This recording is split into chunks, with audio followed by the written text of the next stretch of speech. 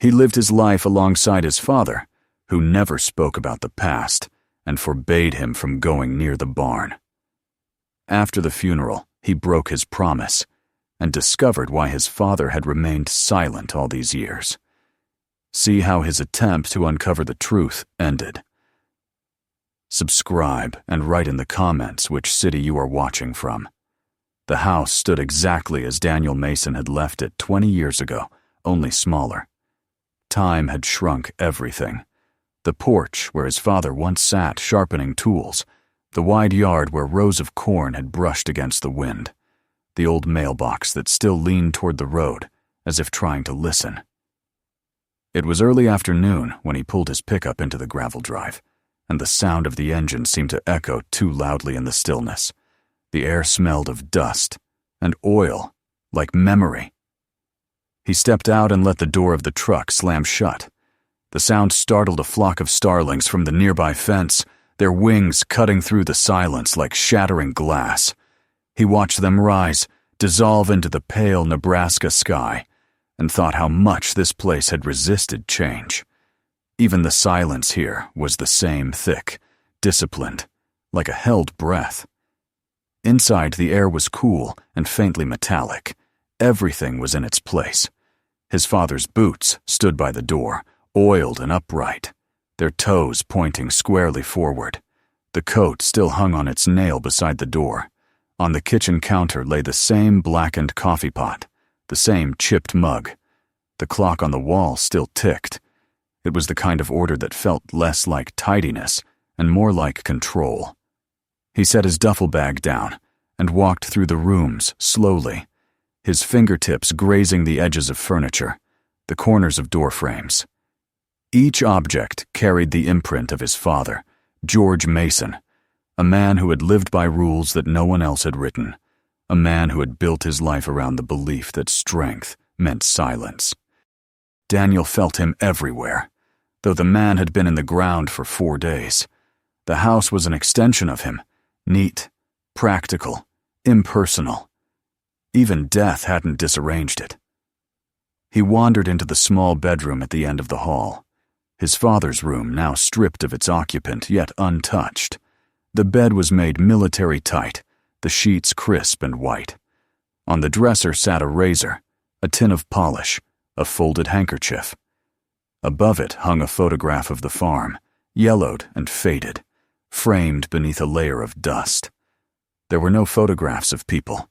His father had never believed in keeping faces on display. Daniel sat on the edge of the bed and rubbed his hands together, feeling the roughness of his palms against the fabric. He had thought that returning here might bring closure, or at least some clarity. Instead, it felt like stepping back into the same quiet punishment that had defined his childhood, a house full of things that couldn't speak. Outside the window, the wind moved across the field, bending the grass in long waves. Beyond it stood the barn, its roof sagging, its boards darkened by years of weather and neglect. The padlock still hung on the front door, a glint of rust catching the sun. Even from here, he could hear his father's voice, flat, certain, final. Don't go in there. The rule had been absolute. As a boy, Daniel had once tested it. He had been 9, maybe 10, and curiosity had gnawed at him for weeks.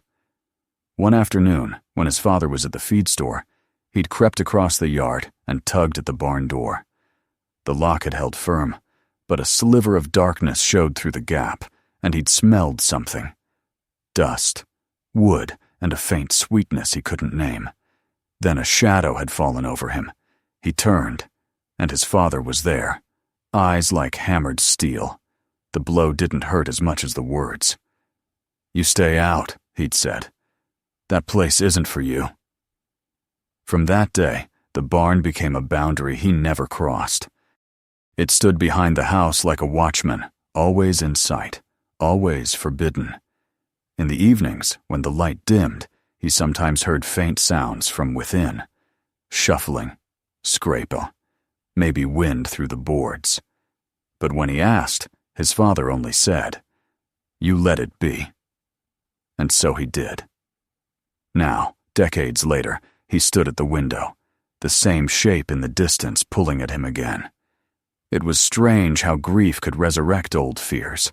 The man who had ruled this land with unbending hands was gone, yet Daniel still felt his presence, still obeyed his silences.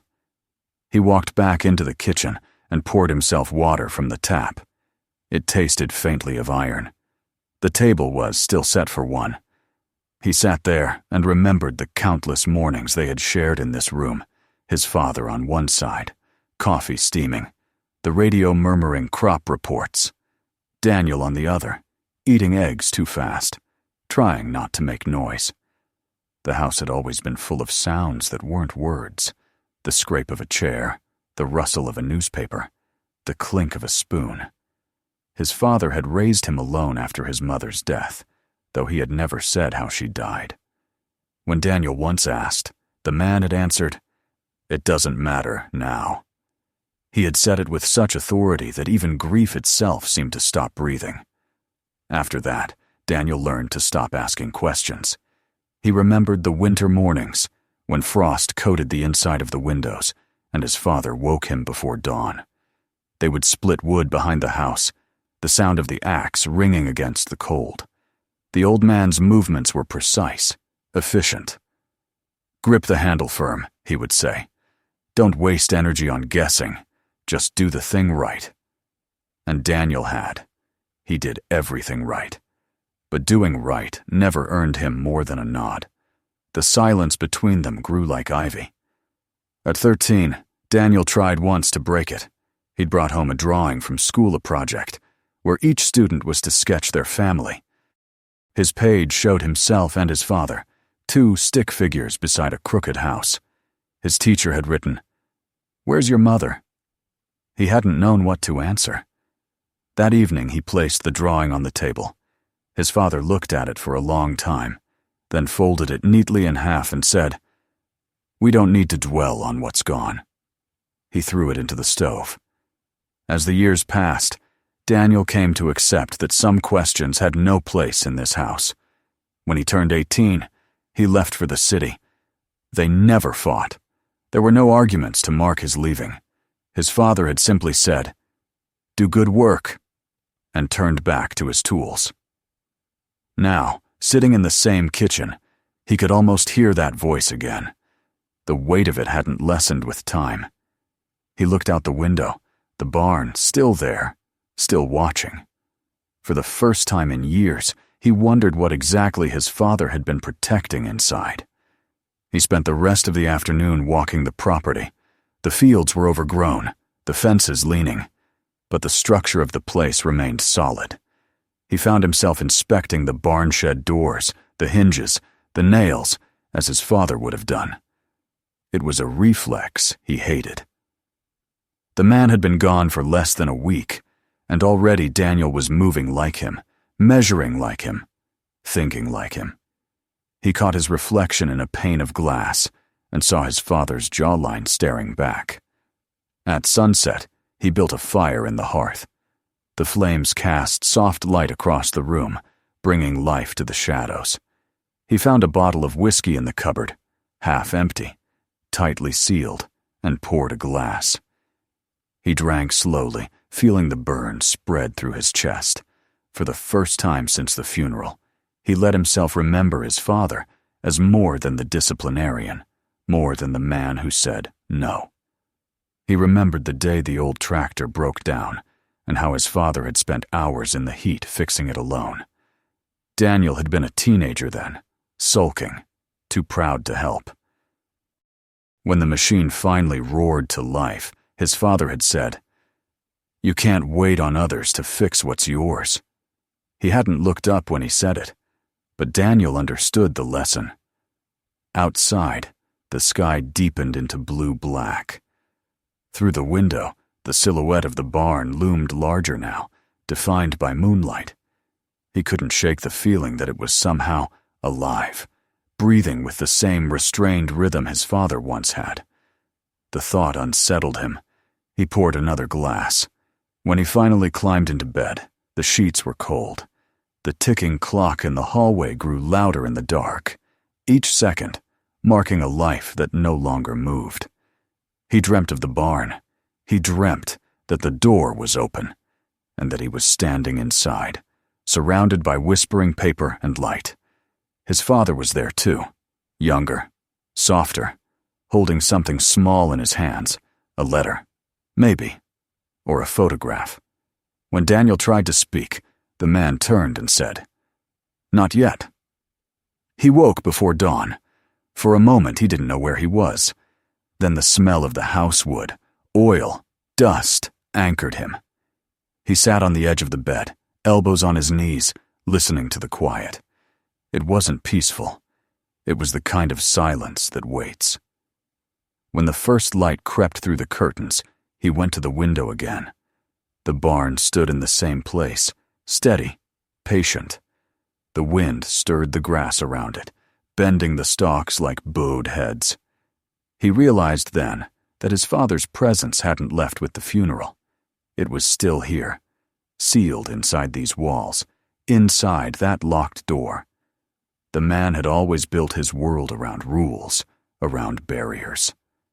Now Daniel felt the weight of one last rule pressing against him, unspoken but alive. He told himself he would stay for a few days, long enough to sort through the paperwork, the tools, the bills. But deep down, he knew he would not leave until he opened that door. He didn't yet know what waited on the other side, only that the silence around it had lasted too long. He stood at the window a while longer, his hand resting on the sill. In the distance, the barn caught the morning sun, its padlock glinting faintly like an eye opening after a long sleep. And in that pale light, something inside Daniel shifted, a small, quiet defiance. The old man could no longer stop him. The rule that had shaped his childhood had died with its keeper. Still, he felt the same hesitation he had known as a boy, a pulse of guilt beneath the resolve. He turned away from the window, telling himself that today he would only start with the house. The barn could wait. But as he passed through the kitchen, his gaze fell once more on the distant silhouette framed by the window pane.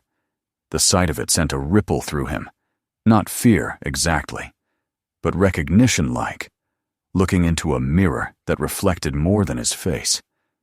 The silence in the house thickened, pressing against his ribs. Somewhere deep inside, he understood that this was only the beginning. What the old man had hidden out there was not just a secret. It was the missing half of his own life. By evening, the sun had turned the sky to copper. Daniel stood in the doorway, the wind curling around his legs, the smell of rain somewhere far off. The barn waited, silent as ever, and he thought of his father's voice, the way it could fill a room without rising above a whisper. He closed the door against the dusk and whispered back into the empty air, as if testing his strength against the silence. "Not yet," he said. But soon. And the house, like a living thing, seemed to listen. The walls held their breath, the clock ticked on, and outside, in the deepening twilight, the barn waited patiently for the day its secret would no longer belong to the dead. The morning after that restless night rose colorless and cold, with a thin mist hanging over the fields. Daniel woke before sunrise and sat for a long while on the edge of the bed, staring at the floorboards as if expecting to see them move. The air felt heavier than it had the day before, as though the house itself had grown aware of his thoughts. He rubbed his face and stood, the boards creaking under his feet, the sound echoing in the stillness like something breathing. He brewed a pot of coffee the way his father used to, 2 scoops too strong, and drank it black. The bitterness grounded him. Outside, the first pale streaks of dawn cut across the horizon, brushing the barn with light. He found himself looking toward it again, the same uneasy fascination stirring in his chest. It seemed almost indecent to stare, like intruding on something private. Yet the pull was undeniable. He told himself again that he would wait. There was the house to tend to first. He began in the kitchen, methodically checking drawers and cupboards. His father had kept everything in order, old bills stacked by year, tools arranged by size, canned goods labeled in tidy handwriting. Daniel found himself pausing often, his hands hovering over objects that once belonged to a man who never allowed clutter, but somehow left behind more presence than space. In one drawer lay a folded piece of paper, yellowed and soft at the edges. It was a grocery list, dated 15 years ago, written in the same square, deliberate hand. Bread, oil, nails, polish, wire. No flourishes, no wasted words. That was his father, even an ink efficient, absolute. The living room was a museum of use. Nothing decorative, nothing sentimental. The furniture was worn but solid, the colors muted, the shelves lined with manuals, repair guides, and a single Bible whose leather cover was cracked at the spine. On the mantel sat a small clock, ticking faithfully.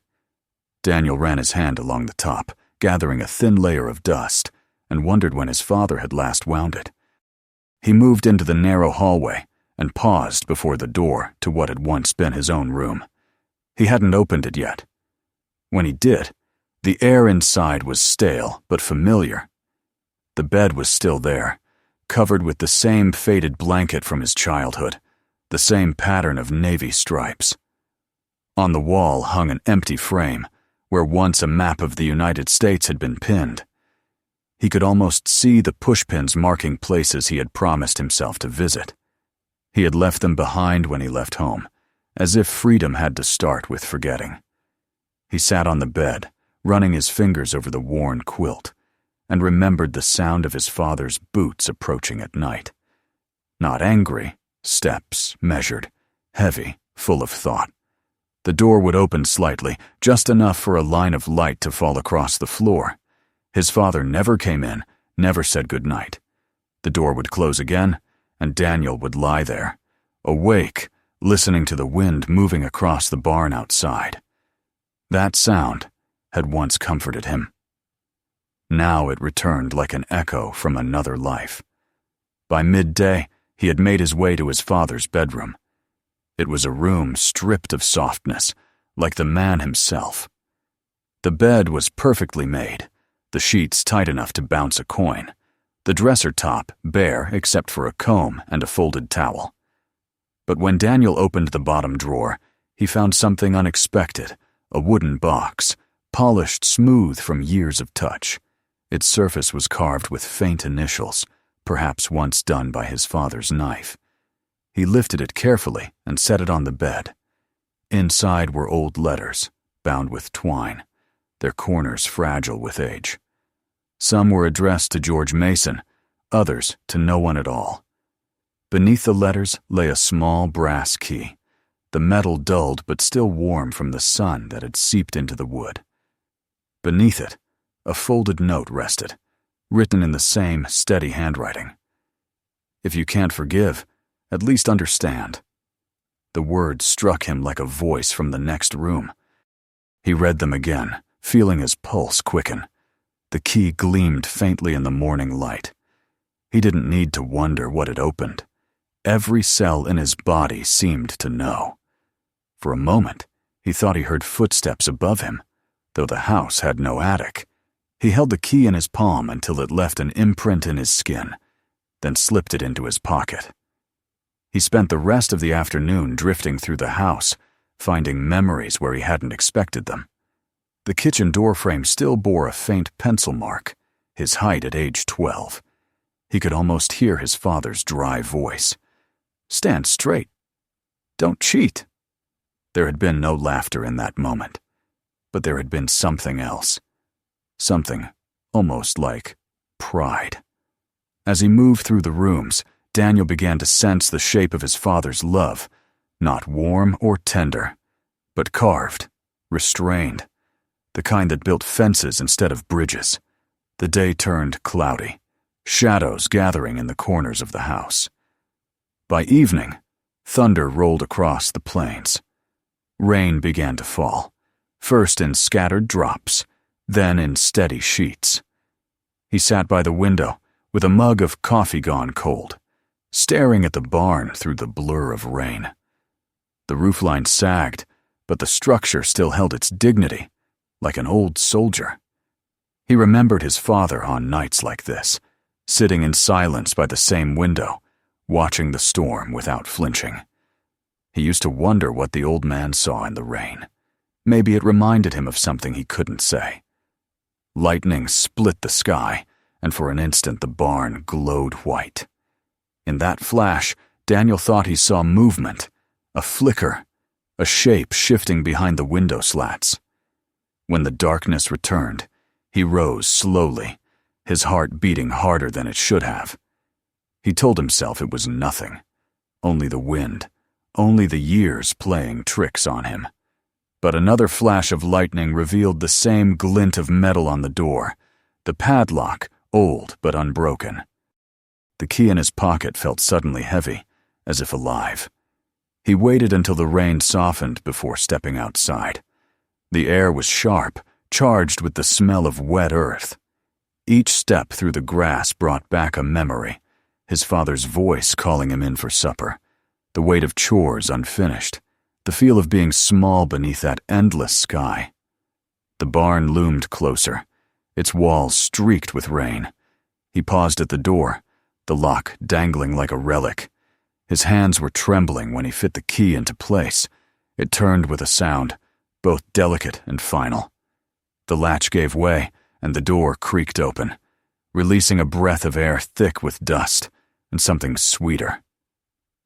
Wood, linen, time. He hesitated on the threshold. The interior was darker than he expected, the air dense with silence. For a moment he thought of closing the door again, of leaving the past where it had been sealed. But the smell faintly of lavender and something like old paper drew him in. He stepped inside, the floorboards soft underfoot, and lifted his flashlight. The beam swept across the room, and what it revealed made him forget to breathe. This was no workshop. No machinery, no tools, no oil cans or broken planks. Instead, the barn was filled with relics of another world. On one wall hung framed photographs, their edges curling, but still clear enough to see faces. His father, younger, smiling in a way Daniel had never seen, and beside him, a woman with dark hair and gentle eyes. She held a baby in her arms. Him. He reached out and touched the frame. The glass was cool beneath his fingers. The woman's gaze, even through decades of fading color, seemed alive. He moved deeper into the room, the beam of light tracing shelves lined with books, boxes labeled in careful script, and an old crib covered with a sheet.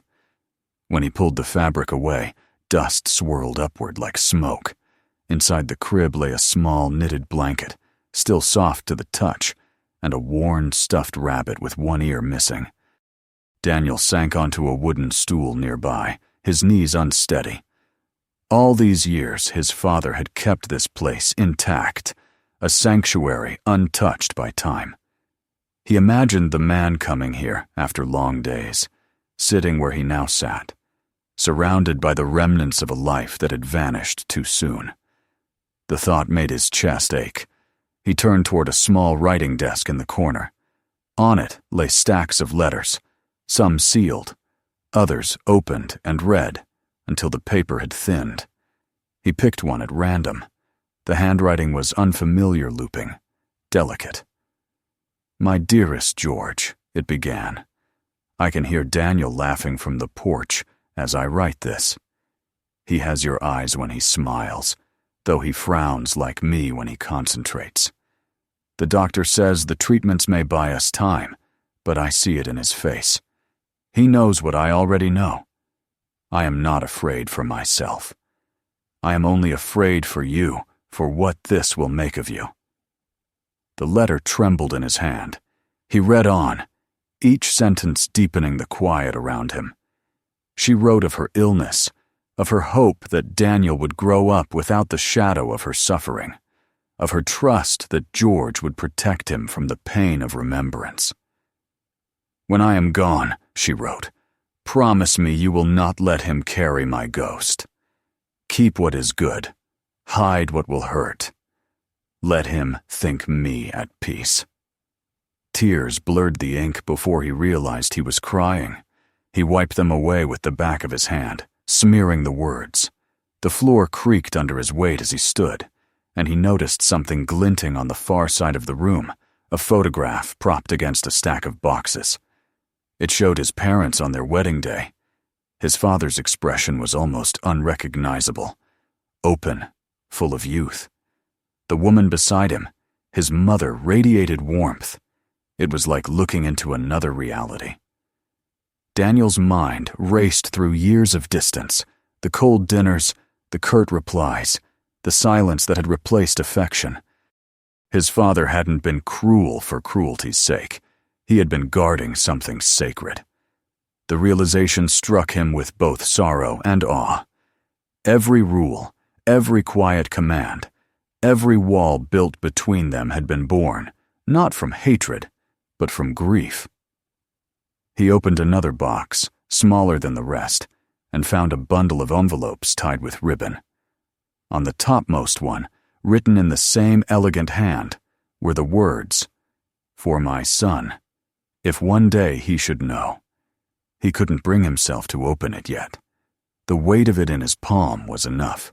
He set it back gently, afraid it might dissolve if he held it too tightly. Outside, the storm had passed. Moonlight filtered through the slats, turning the air silver. Dust drifted like mist. The barn felt less like a building now, and more like a heart still beating. Daniel closed his eyes and tried to picture his father sitting here alone, reading these same letters by lamplight, whispering to a memory he could never release. The image was unbearable in its loneliness. He sank onto the stool again and let his head fall into his hands. The sound of rain dripping from the eaves was the only rhythm. He thought of all the years wasted in silence, all the times he had cursed the man for being unfeeling, when in truth he had been carrying a wound too deep to speak. Understanding came not as forgiveness, but as surrender. The truth had always been waiting here, locked away until the sun was ready to bear it. When he finally stood, his legs were stiff, his clothes damp with the cool air. He turned once more to the photographs on the wall. The faces watched him without judgment, without demand. He reached out and traced his mother's outline with a trembling hand. "I didn't know," he whispered. The words disappeared into the stillness. He left the barn door open behind him as he stepped into the night. The wind was gentle now, carrying the scent of wet soil and the faint sweetness of the wood inside. The key in his pocket felt lighter than before. He looked back once, the open doorway glowing faintly in the moonlight, and knew that nothing in his life would be the same again. Dawn came slowly, pulling the fog from the fields in long gray ribbons. The air smelled of wet earth and wood smoke from the night before. Daniel stood by the open doorway of the barn, the same door that had been locked his entire life, and felt the cool morning slide over his skin. The discovery of the previous night still pulsed in him, too vast to fit neatly into thought. The photographs, the letters, the soft blanket still folded in the crib, they had changed the entire shape of his past. For so long, he had seen his father as a wall. Now, standing in the same air his father had breathed within this room, he understood that the wall had been hollow, and behind it beat a heart heavy with memory. He stepped inside again, not with hesitation this time, but with reverence.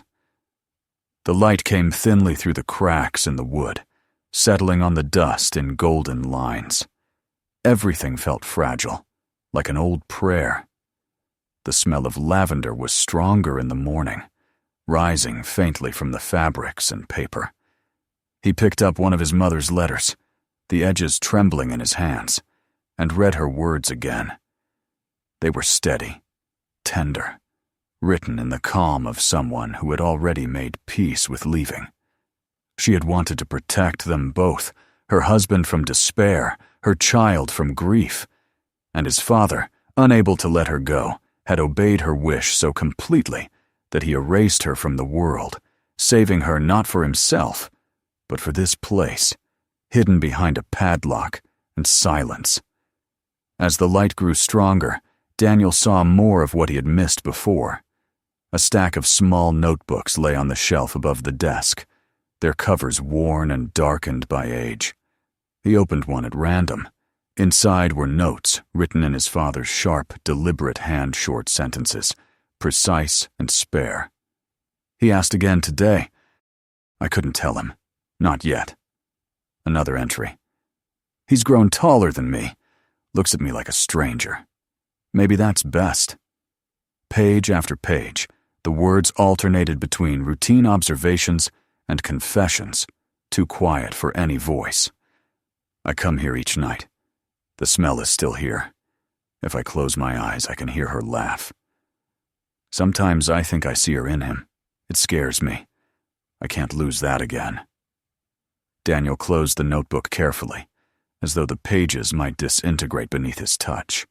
The anger he had carried for years, that low-burning resentment that had shaped his adulthood, felt like an old injury beginning to heal. It did not vanish.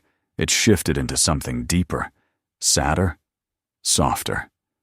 His father's cruelty had never been in what he said, but in what he withheld, the warmth that he had buried under duty, the love he had locked away behind that same door.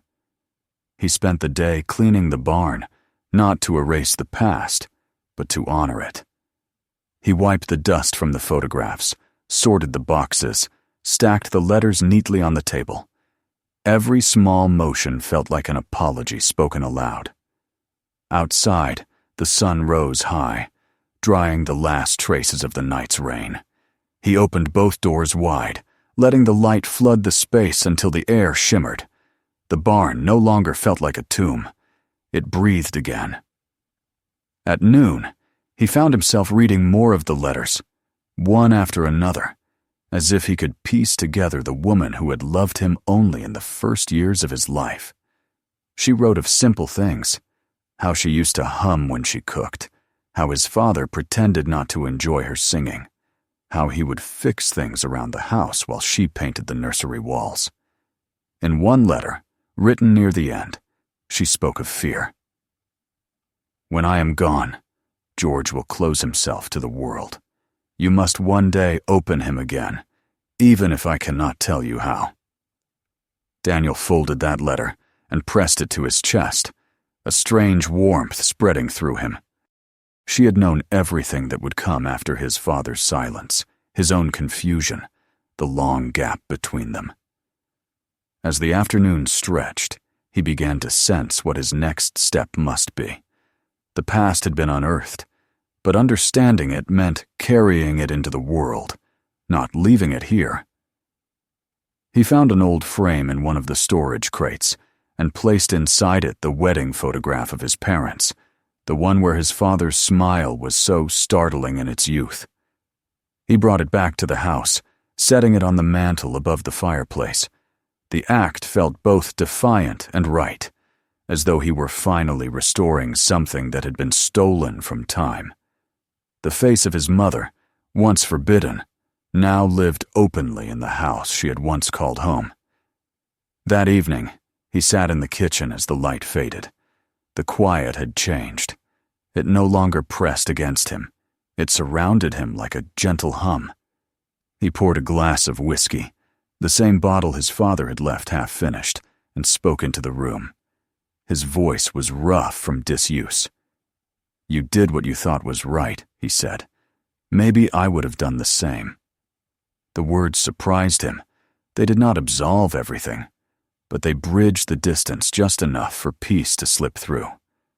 As darkness settled, he walked outside again. The field swayed under the moonlight, and the barn stood open, glowing faintly from within. He stepped inside and sat on the stool near the crib. For a long time, he listened to the rustle of wind through the cracks, to the small creaks of the beams settling, to the memory of his father's breathing that seemed to live in the very walls. The understanding that had begun in him that morning deepened until it filled him completely. This was his inheritance, not the land or the house, but the truth that love sometimes disguises itself as distance, and that grief, when locked away too long, becomes a kind of devotion. He stayed until the stars came out. The night smelled of hay and earth. He thought of all the times his father must have sat here, writing by lamplight, holding the letters in his calloused hands, whispering the words of a woman who had been gone for decades. The loneliness of it was unbearable and beautiful at once.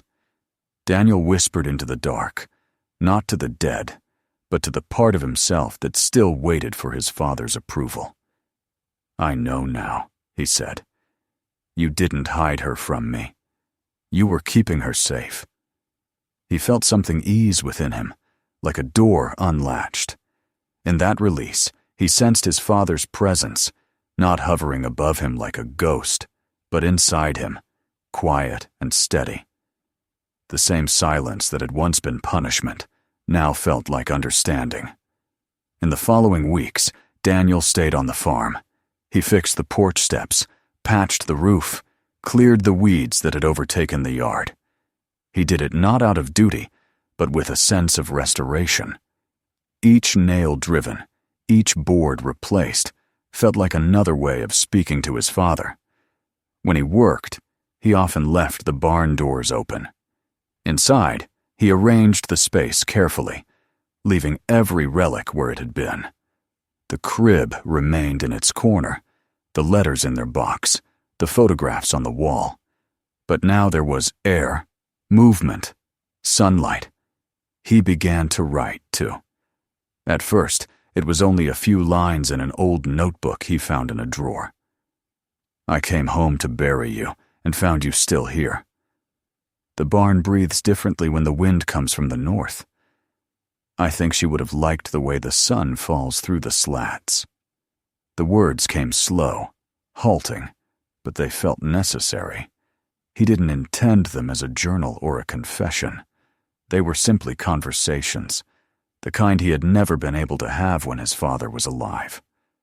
One evening, while cleaning near the desk, he discovered another notebook hidden behind the pile of letters. It was smaller, almost empty except for a few pages. The handwriting was his father's, though shakier. "If he ever finds this place, I hope he understands. I hope he forgives what he'll never hear me say." The final entry, dated only months before his death, read, "There is peace in knowing he will see her face one day. That will be enough." Daniel closed the book slowly, his throat tightening. The pages smelled faintly of smoke and oil, like the garage where his father used to work. He pressed his hand to the cover and whispered, "It's enough." That night, he dreamed of his parents together, not in the way the photographs showed them, but as he imagined them before the illness. His father's arms around her shoulders, her laughter rising like wind through grass. They were walking toward the barn, the doors wide open, the light spilling out. When he woke, the image lingered, soft and steady, like the echo of a memory that had always been waiting to surface. As summer deepened, the house filled with life again. Birds nested under the eaves, the fields began to green, and Daniel found comfort in the rhythm of small work. Sometimes neighbors stopped by, curious to see him after so many years. They spoke kindly of his father, remembering the man as dependable, reserved, never cruel. Daniel listened without correcting them. Let them think what they wished. He alone now carried the full picture, the man of discipline and silence, and the man who came each night to sit beside a memory, to protect it from fading. In the evenings, he often returned to the barn. He would sit by the open door as the sun sank low, the light spreading gold across the floorboards. He didn't read the letters anymore. He didn't need to. Their words lived inside him now, blended with the rhythm of the place. Sometimes he would speak aloud to the air, to the dust, to the presence he still felt lingering. "You can rest now," he would say. "I'll keep this safe." The barn had become more than a building. It was a chapel, a confession, a bridge between what had been lost and what remained. Where once there had been secrecy, there was now quiet truth. He imagined his father sitting there beside him, nodding in approval, though the nod was softer this time, almost a smile. As summer turned toward autumn, Daniel decided to stay on the land permanently. The thought of leaving felt impossible now. The farm no longer belonged to the man who had built its fences, but to the generations of silence and love buried beneath its soil. One evening, as the light waned, he lit a small lantern inside the barn and watched the glow spread through the wood like warmth returning to a body. He took a clean sheet of paper and began to write a final letter, though he did not know to whom it was addressed. "You were a hard man, Father," he wrote, "but not a cruel one.